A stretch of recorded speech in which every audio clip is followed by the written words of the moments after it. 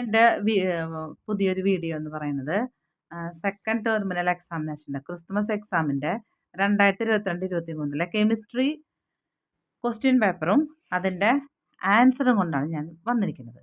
അപ്പോൾ ഇത് സബ്സ്ക്രൈബ് ചെയ്യാതെ കാണുന്നവരുണ്ടെങ്കിൽ പ്ലീസ് ഒന്ന് സബ്സ്ക്രൈബ് ചെയ്യണം. അതേപോലെ ആ ബെല്ലൈക്കണും കൂടി ഒന്ന് അമർത്തി കൊടുത്താൽ ഞാൻ പുതിയതായിട്ടിടുന്ന വീഡിയോ ഒക്കെ പെട്ടെന്ന് കിട്ടും. അതേപോലെ തന്നെ മറ്റുള്ളവർക്കും കൂടി ഒന്ന് ഷെയർ ചെയ്ത് കൊടുക്കാൻ മറക്കരുത് കേട്ടോ. അപ്പോൾ ഒന്നാമത്തെ question, the or of which metal is calamine? Calamine എന്ന് പറയുന്നത് ഏത് ലോഹത്തിൻ്റെ അയിരാണ്? അതിൻ്റെ ഉത്തരമാണ് സിങ്ക്. കണ്ട, സിങ്ക് ആണ് അതിൻ്റെ ഉത്തരം. ദെൻ രണ്ടാമത്തെ ക്വസ്റ്റ്യൻ എന്ന് പറയുന്നത്, which one of the following ions is attracted towards the cathode? അതായത് ചൂടെ നൽകിയിരിക്കുന്ന അയോണുകളിൽ കാഥോഡിലേക്ക് ആകർഷിക്കപ്പെടുന്നത് ഏതൊക്കെയാണെന്നാണ്.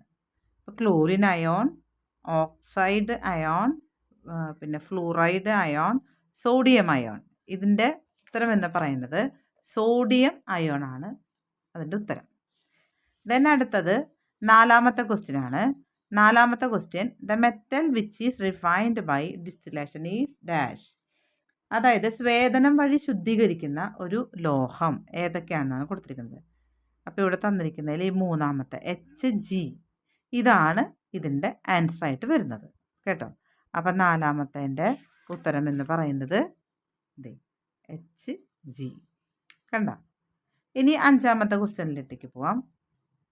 Right down the molecular formula of benzene. ബെൻസീൻ്റെ തന്മാത്രാവാക്യം എന്ത്? അത് C6H6. ഓക്കെ. ദെൻ ആറാമത്തെ ക്വസ്റ്റ്യനിലേക്ക് പോവാം. ആറാമത്തെ ക്വസ്റ്റ്യൻ ഇങ്ങനെയാണ്, to extract aluminium, alumina is mixed with cryolite and subjected to electrolysis. അതായത് അലുമിനിയയിലേക്ക് ക്രയോലൈറ്റ് ചേർത്ത് വൈദ്യുത വിശ്ലേഷണം ചെയ്താണ് അലുമിനിയം നിർമ്മിക്കുന്നത്. A question, why is cryolite added the alumina? എന്തിനാണ് അലുമിനയിൽ ക്രയോലൈറ്റ് ചേർക്കുന്നത്? അതിന് ഉത്തരമാണ് ഇവിടെ പറയുന്നത്, to reduce the melting point of alumina and increase the electrical conductance എന്ന് പറയുന്നു. അതായത് നമ്മുടെ to reduce the melting point of അലുമിനയുടെ മെൽറ്റിംഗ് പോയിൻ്റ് കുറയ്ക്കുകയും അതുവഴി അതിൻ്റെ ഇലക്ട്രിക്കൽ കണ്ടക്റ്റൻസ്, അതിൻ്റെ വൈദ്യുത ചാലകത കൂട്ടുകയും ചെയ്യുക. അതിന് വേണ്ടിയിട്ടാണ് ഇത് ചേർക്കുന്നതിൻ്റെ കാര്യം. ദെൻ ബി ക്വസ്റ്റ്യൻ എന്ന് പറയുന്നത് ഇതാണ്, which is the positive ion present in alumina? അലുമിനയിലുള്ള പോസിറ്റീവ് അയൺ ഏതാണ്? അലുമിനയിലെ പോസിറ്റീവ് അയൺ ഏതാണ്? ഇതാണ് നമ്മുടെ ചോദ്യം. അലുമിനയിലെ പോസിറ്റീവ് അയൺ എന്ന് പറയുന്നത് അലുമിനിയം അയൺ, അതായത് Al3 പോസിറ്റീവ് ആണ് ഇതിൻ്റെ ഉത്തരം. ദെൻ നമ്മൾ ഏഴാമത്തെ ക്വസ്റ്റ്യനിലേക്ക് പോവാണ്. ഏഴാമത്തെ question, analyse the given chemical equation and answer the following questions. അപ്പോൾ ചുവടെ നൽകിയിരിക്കുന്ന ഈ സമവാക്യം വിശകലനം ചെയ്ത് ചോദ്യങ്ങൾക്ക് ഉത്തരം എഴുതാനാണ് പറയുന്നത്. അപ്പോൾ ഫസ്റ്റ് ഇവിടെ എന്താണ് ഈക്വേഷൻ നോക്കാം. C12H22O11 concentrated H2SO4, ഗാഢ H2SO4 12C + 11H2O 11H2O. എന്താണ് ചോദ്യം? ഫസ്റ്റത്തെ question, which is the black substances formed during this reaction? ഈ രാസപ്രവർത്തനത്തിൽ കറുത്ത നിറത്തിലുണ്ടായ പദാർത്ഥം ഏത്? കറുത്ത നിറത്തിലുണ്ടാവുന്ന പദാർത്ഥമാണ് കാർബൺ. അതിൻ്റെ ഉത്തരമാണ് ഏഴാമത്തെ എ ക്വസ്റ്റ്യൻ്റെ ഉത്തരമാണ് കാർബൺ. ഇനി ബി ക്വസ്റ്റ്യൻ എന്ന് പറയുന്നത് പിന്നെ നമ്മുടെ which property of concentrated sulphuric acid is shown here? ഈ രാസപ്രവർത്തനത്തിൽ ഗാഢ സൾഫ്യൂരിക് ആസിഡിൻ്റെ ഏത് ഗുണമാണ് പ്രകടമാകുന്നത്? അതായത് ഡീഹൈഡ്രേറ്റിംഗ് നേച്ചർ, നിർജ്ജലീകരണ സ്വഭാവം എന്ന് പറയും. ഡീഹൈഡ്രേറ്റിംഗ് നേച്ചറാണ്. ദെൻ എട്ടാമത്തെ ക്വസ്റ്റ്യനിലോട്ടേക്ക് പോകുമ്പോൾ എട്ടാമത്തെ ക്വസ്റ്റ്യൻ ഇങ്ങനെയാണ്: molten sodium chloride and aqueous sodium chloride solution are electrolyzed separately. അതായത് നമ്മുടെ ഉരുകിയ സോഡിയം ക്ലോറൈഡിനെയും സോഡിയം ക്ലോറൈഡ് ലായനിയെയും വേറെ നമ്മൾ വൈദ്യുത വിശ്ലേഷണത്തിന് വിധേയമാക്കുകയാണ്. ഇലക്ട്രോലൈസിന് നമ്മൾ വിധേയമാക്കിയാൽ a question: which instance is obtained at the anode in both cases?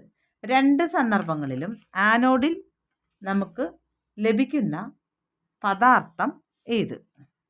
ആനോഡിൽ നമുക്ക് ലഭിക്കുന്ന പദാർത്ഥം ക്ലോറിനാണ് നമുക്ക് ലഭിക്കുന്നത്. രണ്ട് സന്ദർഭങ്ങളിലും നമുക്ക് ലഭിക്കുന്നത് ക്ലോറിൻ ഗ്യാസ് ആണ്. അത് Cl2 ആണ് നമുക്ക് കിട്ടുന്നത്. A question. ഇനി ബി ക്വസ്റ്റ്യൻ നോക്കാം. ബി ക്വസ്റ്റ്യനിൽ what is the energy change taking place in an electrolytic cell? ഒരു വൈദ്യുത വിശ്ലേഷണ സെല്ലിൽ നടക്കുന്ന ഊർജ്ജമാറ്റം എന്ത് ഊർജ്ജമാറ്റമാണ് നടക്കുന്നത്? അതായത് electrical energy to chemical energy. Electrical energy chemical energy ആയിട്ട്, അതായത് വൈദ്യുത ഊർജം രാസ ഊർജമായിട്ട് മാറുന്നു. ദെൻ ഇനി ഒമ്പതാമത്തെ ക്വസ്റ്റ്യൻ എന്ന് പറയുന്നത് ഇതാണ്: calcination and roasting are two methods of conversion of concentrated ore into its oxide.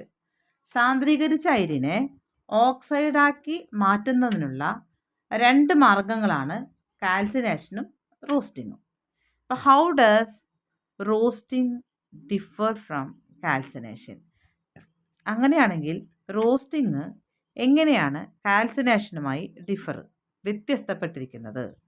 അപ്പോൾ എന്ത് ചെയ്യണം എന്ന് വിചാരിച്ചു കഴിഞ്ഞാൽ ഒറ്റൊരു ഉത്തരമേ അതിനുള്ളൂ. അത് നമ്മൾ ഒന്നുകിൽ നമുക്കത് ഇവിടെ പറയാം. റോസ്റ്റിംഗ് എന്ന് പറയുന്നത്, roasting is careful out roasting is carried out in the presence of air and calcination in the absence of air. Roasting എന്ന് പറയുന്നത് എയറിൻ്റെ സാന്നിധ്യത്തിൽ നടക്കുന്നതാണ്. കാൽസിനേഷൻ എന്ന് പറയുന്നത് എയറിൻ്റെ സാന്നിധ്യമില്ലാതെ ആബ്സെൻസിൽ നടക്കുന്ന പ്രവർത്തനമാണ്. ഇതാണ് അതിൻ്റെ ഉത്തരം. ഇനി പത്താമത്തെ ചോദ്യത്തിലേക്ക് നമുക്ക് പോകാം. പത്താമത്തെ ചോദ്യം എന്ന് പറയുന്നത് write the structural formula of the following compounds. താഴെ തന്നിരിക്കുന്ന സംയുക്തങ്ങളുടെ ഘടനാവാക്യങ്ങൾ എഴുതുക. ആദ്യത്തേത് പെൻറ്റ് -2 -അയൺ.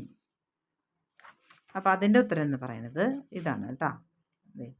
CH3-C കണ്ട, ട്രിപ്പിൾ ബോണ്ടാണ്. അയൺ എന്ന് പറയുമ്പോൾ ട്രിപ്പിൾ ബോണ്ടാണ് വരിക. C-CH2-CH3. അപ്പോൾ ഈ രണ്ട് ഇവിടെ ട്രിപ്പിൾ ബോണ്ട് വന്നതുകൊണ്ടാണ് നമ്മുടെ സിക്ക് പിന്നെ ഹൈഡ്രജൻ്റെ ആവശ്യമില്ല, എച്ചിൻ്റെ ആവശ്യമില്ല. അവിടെ സിയുടെ അടുത്ത് എച്ചിൻ്റെ ആവശ്യമില്ല. കാരണം അല്ലാതെ തന്നെ നല്ല സ്റ്റെബിലിറ്റി, നല്ല ഇതായിട്ട് ഇരിക്കുന്നുണ്ട് സി. അപ്പോൾ അതുകൊണ്ടാണ് അവിടെ സി ഇടാതിരുന്നത് കേട്ടോ.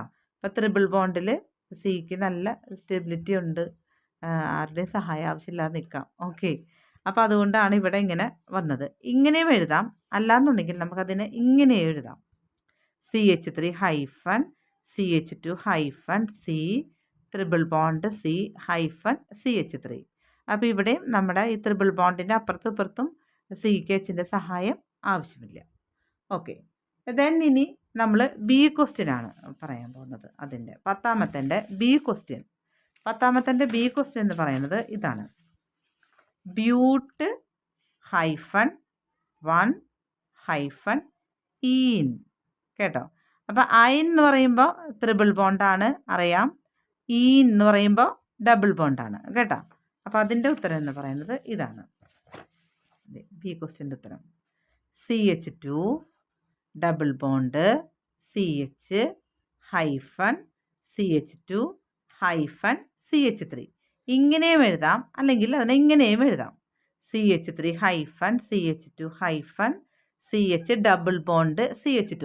ഇവിടെ നിങ്ങൾ ശ്രദ്ധിച്ചോ നോക്കൂ, നമ്മുടെ ഇവിടെ ഡബിൾ ബോണ്ടിന് ഇവിടെ ഇതോടുകൂടി അവസാനിക്കുകയാണ് ഇവിടെ. അതുകൊണ്ടാണ് നമ്മുടെ എച്ചിന് 2 എണ്ണം വന്നത്. അല്ലെങ്കിൽ ഇവിടെ എച്ച് ഒരെണ്ണേ വരുള്ളൂ കേട്ടോ. അപ്പോൾ ഇങ്ങനെ എഴുതിയാലും കുഴപ്പമില്ല, ഇങ്ങനെ എഴുതിയാലും 2 രീതിയിലും എഴുതുന്നതുകൊണ്ട് കുഴപ്പമില്ല കേട്ടല്ലോ. അപ്പോൾ ഇവിടെ നമ്മൾ തുടങ്ങുന്നിടത്താണ് നമ്മുടെ ഡബിൾ ബോണ്ട് വന്നിരിക്കുന്നത്. അതായത് 1 എന്നാണ് പിന്നെ ബ്രാഞ്ച് നമ്പർ 1 ആയതാണ് നമ്മളിവിടെ ഇതിട്ടത്. അപ്പോൾ ഇത് ഇവിടെ ആയതുകൊണ്ടാണ്, ഈ 1-ലായതുകൊണ്ടാണ് ഇവിടെ എച്ചിന് 2 എണ്ണം നമ്മൾ കൊടുത്തത്. ഇവിടെ എങ്ങാനാണ് ഈ ഡബിൾ ബോണ്ട് വരുന്നത് 2 ആണ് നമ്മുടെ ബ്രാഞ്ച് നെയിം എന്നുണ്ടെങ്കിൽ ഇവിടെ നമുക്ക് ഒരു എച്ചിൻ്റെ ആവശ്യം ഉണ്ടായിരുന്നുള്ളൂ, CH ആവശ്യം വരുള്ളായിരുന്നു കേട്ടോ. ദെൻ നമ്മൾ 11ാമത്തെ ക്വസ്റ്റ്യനിലേക്ക് പോവാണ്. 11ാമത്തെ ക്വസ്റ്റ്യൻ എന്ന് പറയുന്നത് which are the chemical required for the preparation of ammonia in the laboratory. കണ്ടോ, അതായത് പരീക്ഷണശാലയിൽ അമോണിയ നിർമ്മിക്കുന്നതിന് ആവശ്യമായ രാസവസ്തുക്കൾ എന്തെല്ലാമാണ് വേണ്ടതെന്ന് വെച്ച് കഴിഞ്ഞാൽ അതിൻ്റെ ഉത്തരമാണ് ഇവിടെ. അമോണിയം ക്ലോറൈഡ്, അതായത് NH4Cl ammonium chloride, and calcium hydroxide. 2 എണ്ണമാണ് വേണ്ടത്. ഓക്കെ. ദെൻ അതിൻ്റെ ബി ക്വസ്റ്റ്യൻ എന്ന് പറയുന്നത് which is the drying agent used to remove moisture from ammonia. Ammonia ഈർപ്പരഹിതമാക്കുവാൻ ഉപയോഗിക്കുന്ന ശോഷകാരകം ഏത്? ഇതാണ് ചോദ്യം. അപ്പോൾ ചോദ്യത്തിൻ്റെ അവിടെ അതിൻ്റെ ബി ക്വസ്റ്റ്യൻ എന്ന് പറയുന്നത് കാൽസ്യം ഓക്സൈഡ് CaO, അല്ലെങ്കിൽ ക്വിക്ക് ലൈം എന്ന് നമ്മൾ പറയും. ഒന്നുകിൽ കാൽസ്യം ഓക്സൈഡ് എന്ന് പറയും, അതിൻ്റെ രാസനാമമാണ്, അല്ലെങ്കിൽ നമ്മൾ ക്വിക്ക് ലൈം എന്നും കൂടി അതിനെ പറയും കേട്ടല്ലോ. ദെൻ സി ക്വസ്റ്റ്യനിലേക്ക് പോകുമ്പോൾ C question what change you observe when a wet red litmus paper is shown over ammonia gas. Which property of ammonia is shown here. അതായത് അമോണിയ വാതകത്തിന് മീതെ നനഞ്ഞ ചുവന്ന ലിറ്റ്മസ് പേപ്പർ കാണിച്ചാൽ എന്താണ് നമുക്ക് കാണാൻ സാധിക്കുന്നത്? അവിടെ കാണുമ്പോൾ ഇതിൻ്റെ എന്ത് ഗുണമാണ് നമുക്കിവിടെ കാണാൻ സാധിക്കുകയും ചെയ്യുന്നതെന്ന്. അപ്പം 11ൻ്റെ സിയുടെ ഉത്തരമാണ് കേട്ടോ. അപ്പോൾ red litmus turns to blue, അതായത് നമ്മുടെ റെഡ് ലിറ്റ്മസ് പേപ്പറിൻ്റെ കളറ് മാറിയിട്ട് ബ്ലൂ കളറിലേക്ക് മാറുന്നു. ബേസിക് നേച്ചർ ഓഫ് അമോണിയ, അമോണിയയുടെ ബേസിക സ്വഭാവമാണ് ഇവിടെ കാണിക്കുന്നത്. ദെൻ 12ാമത്തെ ക്വസ്റ്റ്യനിലേക്ക് പോവാം. 12ാമത്തെ ക്വസ്റ്റ്യൻ എന്ന് പറയുന്നത് C2H2 dash C4H6 are the successive 3 members of the same homologous series. എന്തൊക്കെയാണ്? C2H2 dash C4H6. ഇങ്ങനെ അടുത്തടുത്ത ഹോമോലോഗസിലെ 3 അംഗങ്ങളാണ്. Write the molecular formula of the compound A. അങ്ങനെയാണെങ്കിൽ എയുടെ തന്മാത്രാ സൂത്രം എന്തായിരിക്കും? ഇതാണ് ചോദ്യം. അപ്പോൾ 12ാമത്തെ ഉത്തരമാണ് C3H4 ആയിരിക്കും അവിടെ വരിക. C3H4. ഇനി അതിൻ്റെ ബി ക്വസ്റ്റ്യൻ ചോദിക്കുന്നത് what is the difference between the number of carbon atoms and hydrogen atoms in any 2 successive members. അതായത് നമ്മുടെ അടുത്തടുത്ത അംഗങ്ങൾ തമ്മിൽ കാർബൺ, ഹൈഡ്രജൻ എന്നീ ആറ്റങ്ങളുടെ എണ്ണത്തിൽ എന്ത് വ്യത്യാസമാണ് ഉള്ളത്? അതിൻ്റെ ഉത്തരമാണ് CH2. ഓക്കെ. ഇനി സി ക്വസ്റ്റ്യൻ ചോദിക്കുന്നത് to which category to which category does this homologous series belong? ഈ ഹോമോലോഗസ് സീരീസ് ഏത് വിഭാഗത്തിൽ പെടുന്നു? ഏത് വിഭാഗത്തിലാണ് പെടുക? ആൽക്കൈൻ. കണ്ടോ, ആൽക്കൈൻ വിഭാഗത്തിലാണ് ഇതിൻ്റെ പെടുക. ദെൻ നമ്മൾ പോകുന്നത് 13ാമത്തെ ക്വസ്റ്റ്യനിലേക്കാണ് പോകുന്നത്. 13ാമത്തെ ക്വസ്റ്റ്യനിൽ gold is coated over a copper spoon by electrolysis. അതായത് വൈദ്യുത വിശ്ലേഷണം വഴി കോപ്പർ സ്പൂണിൽ, ഒരു സ്പൂണ്, കോപ്പറിൻ്റെ സ്പൂണിൽ സ്വർണം പൂശുന്നു. Name this process. ഈ പ്രോസസ്സിൻ്റെ പേര് എന്ത്? ഇതിൻ്റെ പേരാണ് ഇലക്ട്രോ പ്ലേറ്റിംഗ് എന്നാണ് ഇതിൻ്റെ പേര്, electroplating. Then B question ചോദിക്കുന്നത് which metal is connected to the positive terminal of the battery. ബാറ്ററിയുടെ പോസിറ്റീവ് ടെർമിനലിൽ ബന്ധിപ്പിക്കുന്ന ലോഹം ഏതായിരിക്കുന്നു?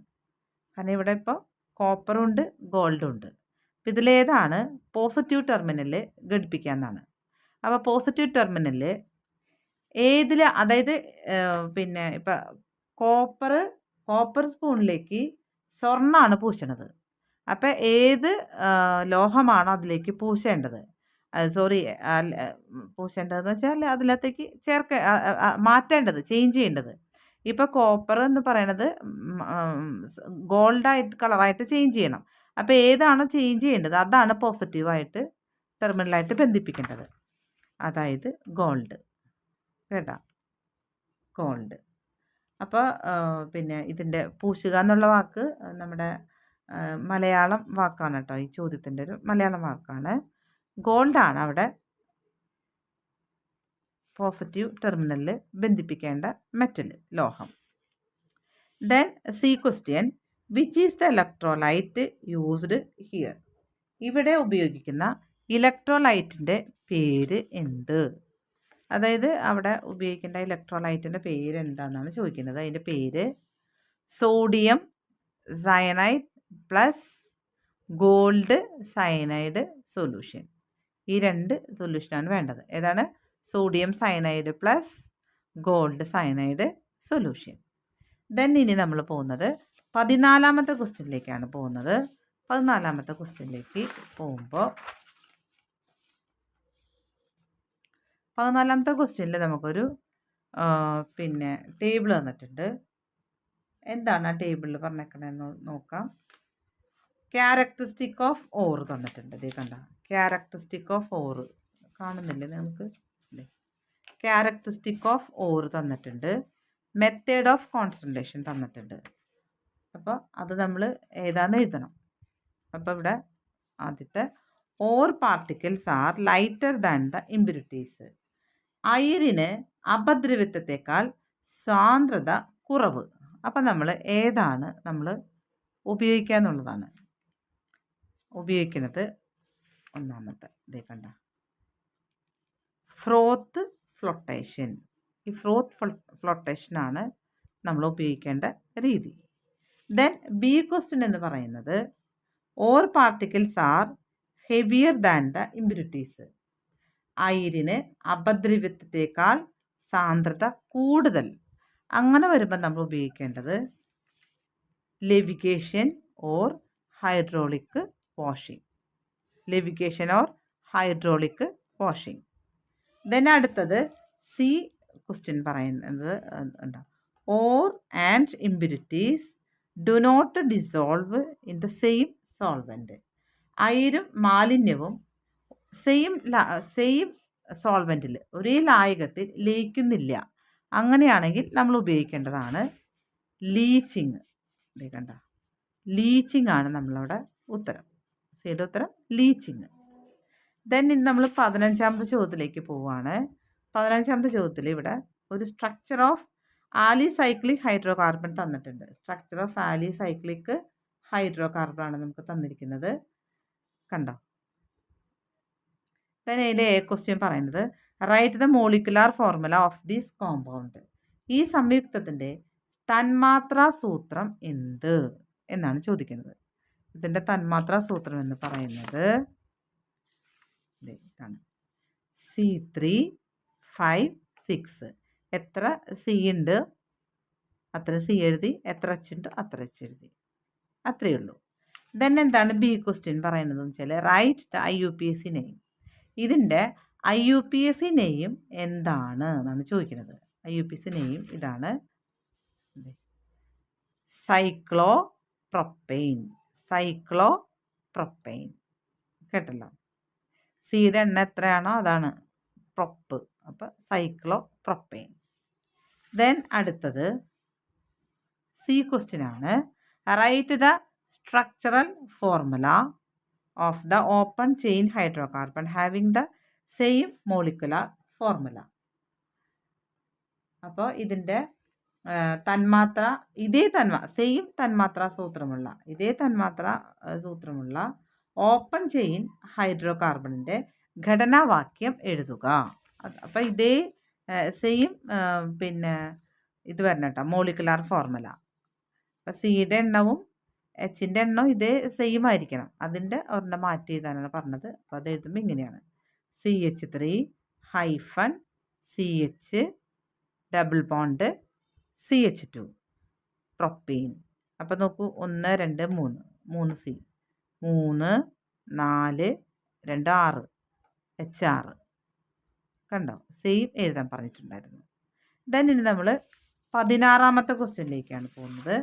16ാമത്തെ ക്വസ്റ്റ്യൻ എന്ന് പറയുന്നത് hematite is converted into iron in the blast furnace. അതായത് ബ്ലാസ്റ്റ് ഫർണസ് ഉപയോഗിച്ചാണ് ഹെമറ്റൈറ്റിനെ അയണാക്കി മാറ്റുന്നത്. A question what are the substances fed into the blast furnace along with hematite. ഹെമറ്റൈറ്റിനോടൊപ്പം ബ്ലാസ്റ്റ് ഫർണസിൽ നിക്ഷേപിക്കുന്ന പദാർത്ഥങ്ങൾ എന്തെല്ലാം, അതാണ് നമ്മുടെ എ ക്വസ്റ്റ്യൻ്റെ ഉത്തരം. അപ്പോൾ 16ാമത്തെ എ ക്വസ്റ്റ്യൻ്റെ ഉത്തരം എന്ന് പറയുന്നത് എന്തൊക്കെയാണ്? ലൈംസ്റ്റോണ്, കോക്ക്. ലൈംസ്റ്റോൺ എന്ന് പറഞ്ഞാൽ കാൽസ്യം കാർബണേറ്റ് CaCO3, പിന്നെ കോക്ക്. ഇത് രണ്ടുമാണ് അവിടെ ചേർക്കുന്നത്. ദെൻ നമുക്ക് ബി ക്വസ്റ്റ്യനിലോട്ടേക്ക് പോവാം. ബി ക്വസ്റ്റ്യനിൽ പറയുന്നത് which is the main gangue present in hematite. ഈ ഹെമറ്റൈറ്റിൽ പ്രധാനപ്പെട്ട ഗ്യാങ്, അതിലടങ്ങിയിരിക്കുന്ന പ്രധാനപ്പെട്ട ഗ്യാങ് ഏതാണ്? അപ്പോൾ ബി ക്വസ്റ്റ്യൻ സിലിക്ക. വേണ്ട, സിലിക്കൺ ഡയോക്സൈഡാണ്, SiO2 സിലിക്ക. കണ്ടല്ലോ ഉത്തരം. ദെൻ സി ക്വസ്റ്റ്യൻ പറയുന്നത് which compound acts as the reducing agent in the blast furnace. Blast ഫർണസിൽ റെഡ്യൂസിങ് ഏജൻ്റായിട്ട് നിരോക്സികാരിയായിട്ട് ഉപയോഗിക്കുന്ന സംയുക്തം എന്ത്? അതിൻ്റെ ഉത്തരമാണ് carbon monoxide, CO, carbon monoxide.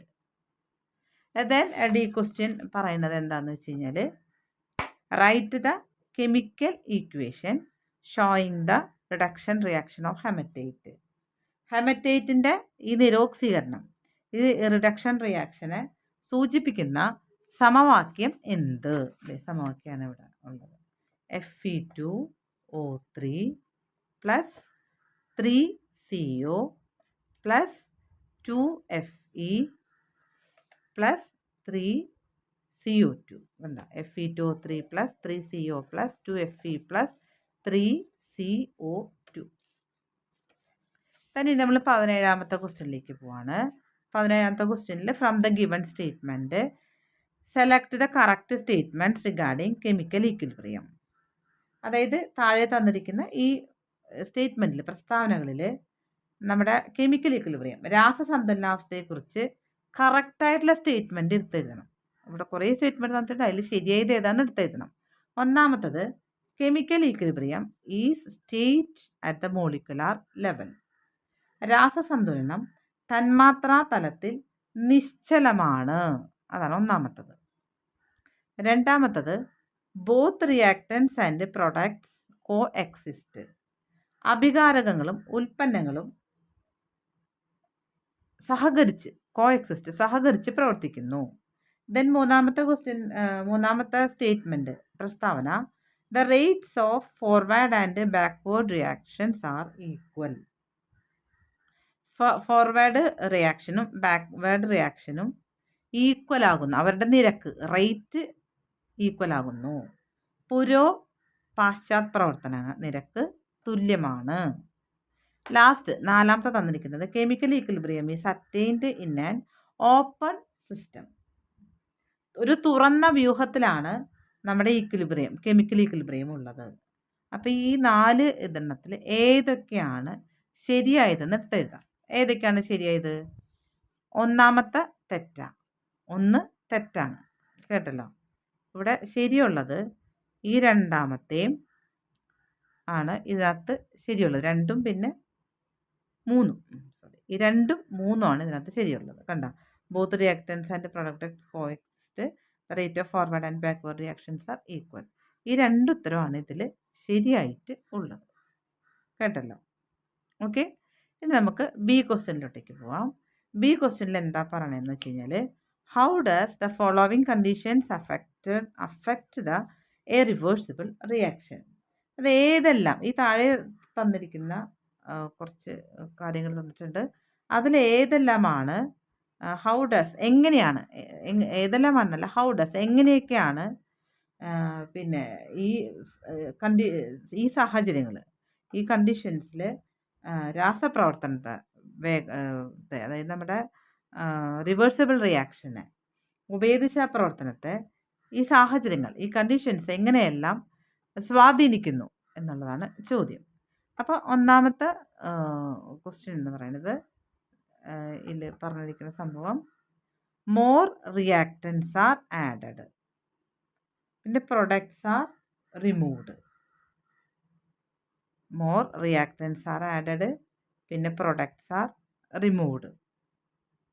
Then അടുത്തത്, അത്രയേ ഉള്ളൂ അല്ലേ ചോദ്യം.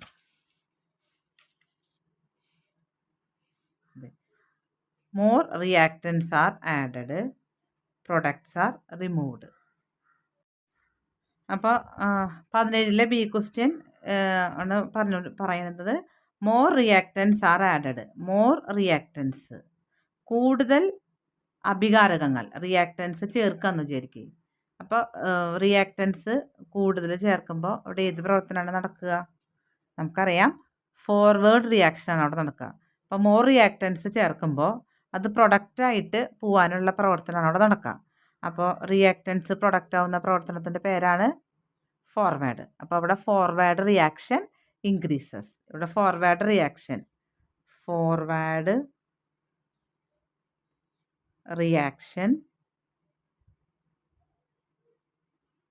ഇൻക്രീസസ്. അതായത് മലയാളത്തിൽ പറയുകയാണെന്നുണ്ടെങ്കിൽ പുരോപ്രവർത്തന വേഗത വർദ്ധിക്കുന്നു എന്ന് പറയണം.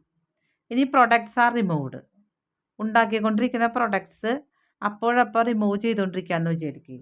ഉൽപ്പന്നങ്ങളെ നീക്കം ചെയ്തുകൊണ്ടിരിക്കുകയാണെങ്കിൽ എന്തുണ്ടായിരിക്കും? അപ്പോൾ വീണ്ടും ഉൽപ്പന്നങ്ങൾ പോകുമ്പോൾ ഉൽപ്പന്നങ്ങളുടെ അളവ് കുറയില്ലേ? അപ്പോൾ ഓട്ടോമാറ്റിക്കലി റിയാക്ടൻസ് എന്ത് ചെയ്യും? വീണ്ടും കൂടുതലായിട്ട് പ്രവർത്തിപ്പിച്ചിട്ട് വീണ്ടും പ്രൊഡക്ട്സിനെ ഉണ്ടാക്കാൻ നോക്കിക്കൊണ്ടിരിക്കും. അപ്പോഴും അവിടെ എന്താണ് കൂടുന്നത്? Forward reaction increases. അവിടെ അപ്പോഴും പുരോപ്രവർത്തന വേഗത കൂടുന്നു. കേട്ടോ. അപ്പോൾ രണ്ട് ഇതിലും 2 കണ്ടീഷൻസും 2 സാഹചര്യത്തിലും വരുമ്പോൾ ഫോർവേഡ് റിയാക്ഷൻ ഇൻക്രീസ് ആവുകയാണ് ചെയ്യുന്നത്.